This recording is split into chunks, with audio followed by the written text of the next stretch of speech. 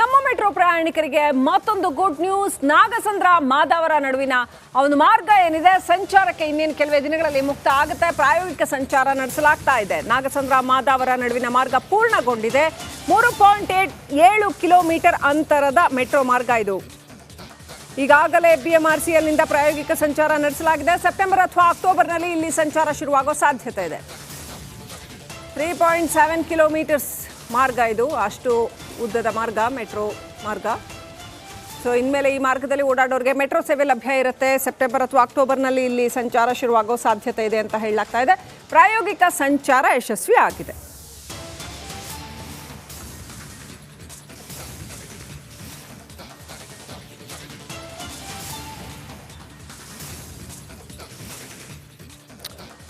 Metro ಮಾರ್ಗ ಯಾವ ರೀತಿಯಲ್ಲಿ ಫಿನಿಶ್ ಆಗಿದೆ ಇಲ್ಲಿ ಅನ್ನುವಂಥದ್ದು.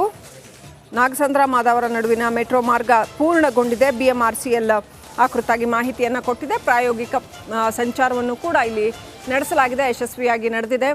ಸೆಪ್ಟೆಂಬರ್ ಅಥವಾ ಅಕ್ಟೋಬರ್ ಅಷ್ಟೊತ್ತಿಗೆ ಈ ಭಾಗದ ಪ್ರಯಾಣಿಕರಿಗೆ ಸ್ವಲ್ಪ ಅನುಕೂಲ ಆಗಲಿದೆ.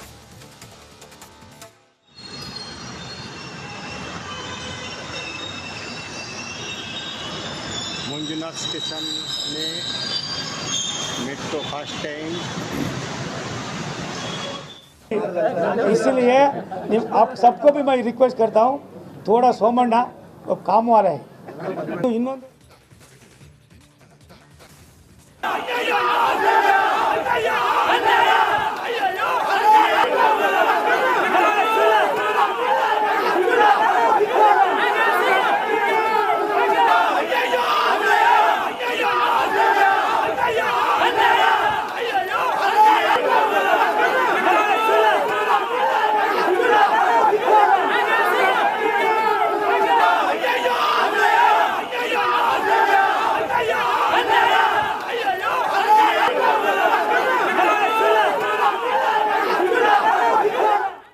ನಿಯೋಜಿತವಾಗಿ ಈ ಒಂದು ಕಾರ್ಯಕ್ರಮವನ್ನು ಹಾಕೊಳ್ಳಲಾಗಿತ್ತು. ಆ ಕಾರ್ಯಕ್ರಮವನ್ನ ಸದ್ಯದ ಮಟ್ಟಿಗೆ ಮುಂದೂಡಲಾಗಿರ್ತಕ್ಕಂಥದ್ದು. ಈ ತಮ್ಮ ಸಂಪೂರ್ಣ ಸಮಯವನ್ನ ನಾಳೆ ಕಾನೂನು ತಜ್ಞರ ಜೊತೆ ಕಳೀತಾರೆ ಅನ್ನುವಂತ ಮಾಹಿತಿಗಳಿದ್ದಾವೆ. ಅದರ ಜೊತೆ ಒಂದಷ್ಟು ಕಾರ್ಯಕ್ರಮಗಳನ್ನು ಕೂಡ ಸಿದ್ದರಾಮಯ್ಯ ಅವರು ಹಾಕೊಳ್ಳೋರಿದ್ದಾರೆ. ಬಹುತೇಕವಾಗಿ ನಾಳೆ ಹೈಕೋರ್ಟ್ಗೆ ಅರ್ಜಿ ಹಾಕಿರೋದ್ರಿಂದ ಒಂದು ರೀತಿಯಲ್ಲಿ CM ಸಿದ್ದರಾಮಯ್ಯ ಅವರು ಟೆನ್ಷನ್ ಇದೆ. ಯಾವ ರೀತಿಯಾಗಿ ಈ ಒಂದು ಅರ್ಜಿಯ ವಿಲೇವಾರಿ ಆಗುತ್ತೆ ಮತ್ತು ಯಾವ ರೀತಿ ಅದಕ್ಕೆ ಕಾನೂನು ಜಯ ಸಿಗುತ್ತೆ ಅನ್ನುವಂಥದ್ದು. ಆ ನಿಟ್ಟಿನಲ್ಲಿ ನಾಳೆ ಹಿರಿಯ ಸುಪ್ರೀಂ ಕೋರ್ಟ್ ವಕೀಲರ ಜೊತೆ ಚರ್ಚೆ ನಡೆಸೋರಿದ್ದಾರೆ. ಶ್ರೀಲಕ್ಷ್ಮಿ, ಬಸವರಾಜ್, ಇನ್ನು ಕಾಂಗ್ರೆಸ್ ಪಾಳೆಯದಲ್ಲಿ ಇದನ್ನ ರಾಜಕೀಯವಾಗಿ ಹಾಗೂ ಕಾನೂನಾತ್ಮಕವಾಗಿ ಎರಡೂ ದೃಷ್ಟಿಯಿಂದ ಎದುರಿಸೋದಕ್ಕೆ ಯಾವ ರೀತಿ ರಣತಂತ್ರ ಹೆಣೆಯಲಾಗ್ತಾ ಇದೆ, ಯಾವ ರೀತಿ ಚರ್ಚೆಗಳು ನಡೀತಾ ಇದ್ದಾವೆ? ಒಟ್ಟು ಕಾಂಗ್ರೆಸ್ ಪಾಳೆಯದಲ್ಲಿ DK ಶಿವಕುಮಾರ್ ಇರ್ಬೋದು, ಡಾಕ್ಟರ್ G ಪರಮೇಶ್ವರ್ ಇರ್ಬೋದು, ಅಥವಾ ಇತರೆ ನಾಯಕರುಗಳು ಇರಬಹುದು, ಯಾವೆಲ್ಲ ರೀತಿನಲ್ಲಿ ಸ್ಪಂದಿಸ್ತಾ ಇದ್ದಾರಾ? ಸಿದ್ದರಾಮಯ್ಯನವ್ರ ಜೊತೆ ಇದ್ದಾರಾ ಅಥವಾ ಹಾಗೇನು ಇಲ್ಲ, ಸಿದ್ದರಾಮಯ್ಯನವ್ರು ಒಬ್ಬರೇ ಸ್ಟ್ರಾಟಜಿ ಮಾಡ್ತಾ ಇದ್ದಾರೆ, ಆ ಥರ ಇದೆಯಾ? ಯಾವ ಥರ ಇದೆ ಪರಿಸ್ಥಿತಿ? ಶ್ರೀಲಕ್ಷ್ಮಿ, ಈಗಾಗಲೇ ಕಾನೂನು ಹೋರಾಟವನ್ನ CM ಸಿದ್ದರಾಮಯ್ಯ ಅವರು ಆರಂಭಿಸ್ತೇವೆ ಅಂತ ನಿನ್ನೆನೆ ಹೇಳಿದ್ರು. ಇವತ್ತು ಕೂಡ ಅದರ ಭಾಗವಾಗಿ ಒಂದಷ್ಟು ಕಾನೂನು ಸಲಹೆಯನ್ನ ಪಡೆದುಕೊಳ್ತಾ ಇದ್ರೆ. ನಾಳೆ ಸುಪ್ರೀಂ ಕೋರ್ಟ್ನ ಹಿರಿಯ ವಕೀಲರು ಬರ್ತಾರೆ, ಹೈಕೋರ್ಟ್ಗೆ ಅರ್ಜಿ ಹಾಕ್ತಾರೆ. ಇದು ಒಂದು ರೀತಿಯ ಹೋರಾಟ. ಇನ್ನು ರಾಜಕೀಯವಾಗಿ ಎದುರಿಸಬೇಕಾದ್ರೆ ಪಕ್ಷ ಕಾಂಗ್ರೆಸ್ ಹೈಕಮಾಂಡ್ ಅವರ ಬೆನ್ನಿಗೆ ನಿಲ್ಬೇಕಾದಂತ ಅನಿವಾರ್ಯತೆ ಇದೆ. ಈಗಾಗಲೇ ಕಾಂಗ್ರೆಸ್ ಹೈಕಮಾಂಡ್ ಒಂದು ರೀತಿಯಲ್ಲಿ ಸ್ಪಷ್ಟನೆಯನ್ನ ಕೊಟ್ಟಿದೆ. ಎಲ್ಲರೂ ಕೂಡ ಸಿದ್ದರಾಮಯ್ಯ ಅವರ ಬೆನ್ನಿಗೆ ನಿಲ್ಲಬೇಕು ಮತ್ತು ಈ ಒಂದು ಹೋರಾಟ ರಾಜ್ಯ ಮತ್ತು ದೆಹಲಿಯಲ್ಲಿ ಹೋರಾಟ ಆಗಬೇಕು ಅನ್ನುವಂತ ಒಂದಷ್ಟು ಸೂಚನೆ ಕೊಟ್ಟಿದ್ರು. ಆ ಅನ್ವಯ ನಾಳೆ ಬೆಳಿಗ್ಗೆ 11 ಗಂಟೆಗೆ ಇಡೀ ರಾಜ್ಯಾದ್ಯಂತ ಜಿಲ್ಲಾ ಕೇಂದ್ರಗಳಲ್ಲಿ ಪ್ರತಿಭಟನೆಗೆ ಈಗಾಗಲೇ ಕಾಂಗ್ರೆಸ್ ಪಕ್ಷ ಕರೆ ಕೊಟ್ಟಿದೆ. ನಾಳೆ ಸಂಪೂರ್ಣವಾಗಿ ಶಾಸಕರು, ಸಚಿವರು, ಕಾರ್ಯಕರ್ತರು ಒಂದು ಹೋರಾಟದಲ್ಲಿ ಭಾಗಿಯಾಗ್ತಾರೆ. ಆ ನಿಟ್ಟಿನಲ್ಲಿ ನೈತಿಕವಾದಂತಹ ಬಲವನ್ನ CM ಸಿದ್ದರಾಮಯ್ಯ ಅವರಿಗೆ ಕಾಂಗ್ರೆಸ್ ಪಕ್ಷ ತುಂಬತಕ್ಕಂಥದ್ದು. ಇದ್ರ ಹೊರತಾಗಿ ಕೂಡ ಶಾಸಕರು ಕೂಡ ಶಾಸಕಾಂಗ ಪಕ್ಷ ಸಭೆಯನ್ನು ಕೂಡ ಕರೆಯಲಾಗಿದೆ. Thank you Basavaraj. ಡೀಟೇಲ್ಸ್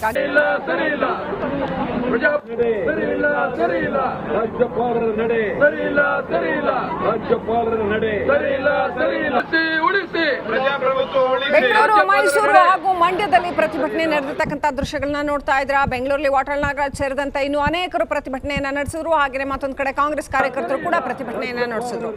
ಜೊತೆಗೆ ಮೈಸೂರಿನಲ್ಲಿ ಮಹಿಳಾ ಕಾಂಗ್ರೆಸ್ ಕಾರ್ಯಕರ್ತೆಯರು ಪ್ರತಿಭಟನೆ ನಡೆಸಿದ್ರು. ಮಂಡ್ಯದಲ್ಲೂ ಕೂಡ ಪ್ರತಿಭಟನೆ ನಡೆಸಲಾಯಿತು. ರಾಜಭವನದ ವಿರುದ್ಧ, ರಾಜ್ಯಪಾಲರ ನಡೆಯ ವಿರುದ್ಧ ಪ್ರತಿಭಟನೆಗಳನ್ನ ನಡೆಸಲಾಗ್ತಾ ಇದೆ. ಮೈಸೂರಿನಲ್ಲಿ ಕಾಂಗ್ರೆಸ್ ಕಾರ್ಯಕರ್ತೆಯರು ಪ್ರತಿಭಟನೆಯನ್ನ ನಡೆಸಿದ್ರು. ಗ್ಯಾರಂಟಿ ವಿಚಾರದಲ್ಲಿ ಸಿದ್ದರಾಮಯ್ಯ ಅವ್ರನ್ನ ಟಾರ್ಗೆಟ್ ಮಾಡಲಾಗ್ತಾ ಇದೆ ಅನ್ನುವಂಥದ್ದನ್ನ ಪುಷ್ಪ ಅಮರನಾಥ್ ಹೇಳ್ತಾ ಇದ್ರು. ಮುಖ್ಯಮಂತ್ರಿಗಳಿಗೆ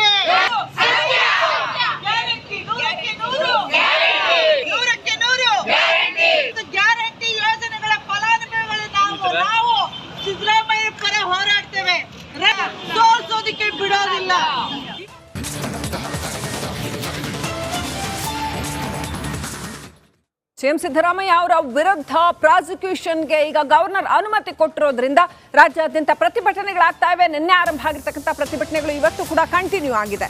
ಅಹಿಂದ ಸಂಘಟನೆ ಹಾಗೂ ಸಿದ್ದು ಅಭಿಮಾನಿಗಳು ಪ್ರೊಟೆಸ್ಟ್ ಮಾಡ್ತಾ ಇದ್ದಾರೆ.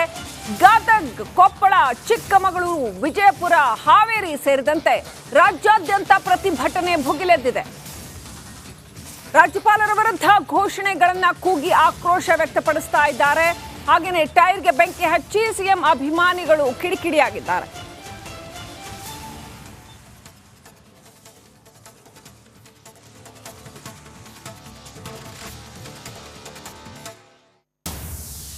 ನಿನ್ನೆ ರಾಜ್ಯಪಾಲರು ಮುಖ್ಯಮಂತ್ರಿಗಳ ವಿರುದ್ಧ ಕಾನೂನು ಕ್ರಮಕ್ಕೆ ಅನುಮತಿಯನ್ನ ಕೊಟ್ಟರು. ನಿನ್ನೆ ಅಹಿಂದ ಪ್ರತಿಭಟನೆಯನ್ನ ಆರಂಭ ಮಾಡ್ತು ಸಿಎಂ ನಿವಾಸದಿದ್ರು ಬೆಂಗಳೂರಿನಲ್ಲಿ. ಅಲ್ಲಿಂದ ಆರಂಭವಾದ ಪ್ರತಿಭಟನೆಯ ಕಿಚ್ಚು ಮೈಸೂರಿಗೂ ಹರಡಿ ಅನಂತರ ರಾಜ್ಯಾದ್ಯಂತ ಹರಡಿದೆ. ಇದೀಗ ಅನೇಕ ಸ್ಥಳಗಳಲ್ಲಿ ಸಿದ್ದರಾಮಯ್ಯ ಪರ ಹಾಗೂ ರಾಜಭವನದ ವಿರುದ್ಧ ಪ್ರತಿಭಟನೆ ಮಾಡಲಾಗ್ತಾ ಇದೆ.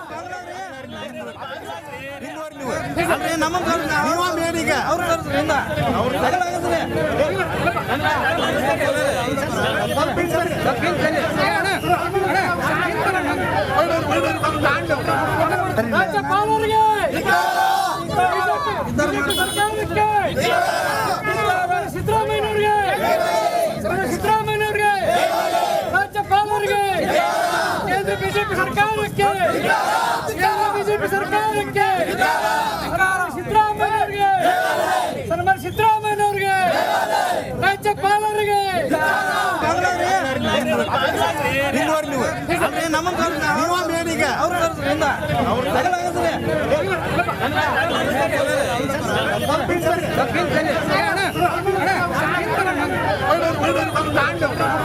ರಾಜ್ಯಪಾಲರಿಗೆ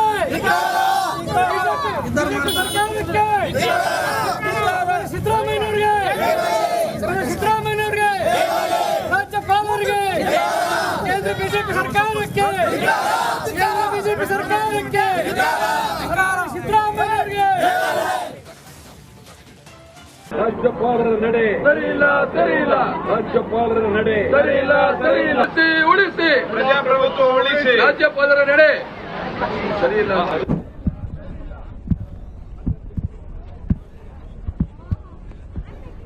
ಸರಿಯಿಲ್ಲ ರಾಜ್ಯಪಾಲರ ನಡೆ ಸರಿಯಿಲ್ಲ ಸರಿಯಿಲ್ಲ ರಾಜ್ಯಪಾಲರ ನಡೆ ಸರಿಯಿಲ್ಲ ಸರಿಯಿಲ್ಲ ರಾಜ್ಯಪಾಲರ ನಡೆ ಸರಿಯಿಲ್ಲ ಸರಿಯಿಲ್ಲ ಪ್ರಜಾ ನಡೆ ಸರಿಯಿಲ್ಲ ಸರಿಯಿಲ್ಲ ರಾಜ್ಯಪಾಲರ ನಡೆ ಸರಿಯಿಲ್ಲ ಸರಿಯಿಲ್ಲ